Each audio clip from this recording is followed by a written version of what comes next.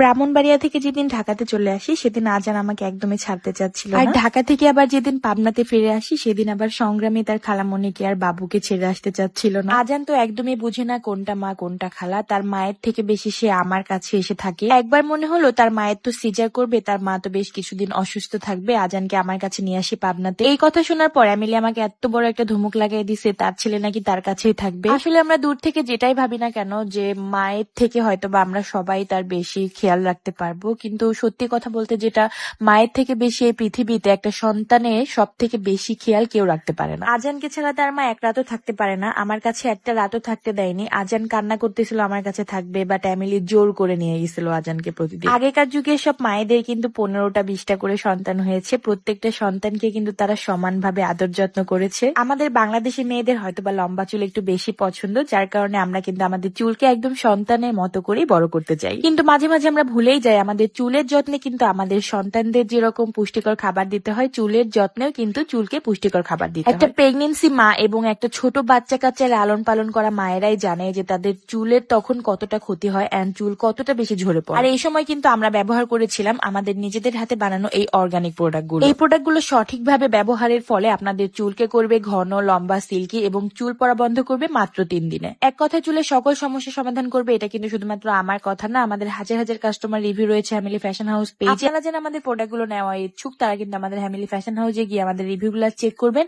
And আমাদের ইনবক্সে গিয়ে অর্ডারগুলো কনফার্ম করে আসবেন। প্রোডাক্ট অর্ডার করতে কোনো 1 টাকা অ্যাডভান্স করতে হবে না, ফুল ক্যাশ অন ডেলিভারিতে এন্ড 20% ডিসকাউন্ট, সাথে ডেলিভারি চার্জ ফ্রিতে আপনার হোম ডেলিভারি হয়ে যাবে আমাদের প্রোডাক্টগুলো। তাই এই সুযোগটা মিস না করে আপনার চুলকে সুন্দর করতে অবশ্যই নিয়ে নিন আমাদের প্রোডাক্টগুলো। একটা মায়ের একটা সন্তান হোক বা হাজারটা সন্তান হোক, সেই মা কিন্তু প্রত্যেকটা সন্তানকে সমানভাবে আদর করে। এই ধরেন আমার আম্মু যখন আমার বাসায় যায় তখন আমার বাসায় গিয়ে বারবার এমিলির কথা বলে, এমিলিকে কল দিয়ে এমিলির সাথে কথা বলে, তো আমিও এমিলিকে জিজ্ঞেস করি যে তোর বাসায় গিয়ে আম্মুকে আমাকে কল করে, আমার কথা কি বারবার জিজ্ঞেস করে? তারপর আমরা দুই বোন একটু কথাবার্তা বলি, দেখি আমাদের দুই বোনের কাছে আবার আমার ভাইয়ার কথা বলে। তো এটাই একটা মা এই যে সিজারের কত দিন কষ্ট করে, সিজারে হোক বা বাচ্চা নর্মালে হোক, একটা বাচ্চা জন্ম দিতে যে কতটা কষ্ট একটা মাই জানে।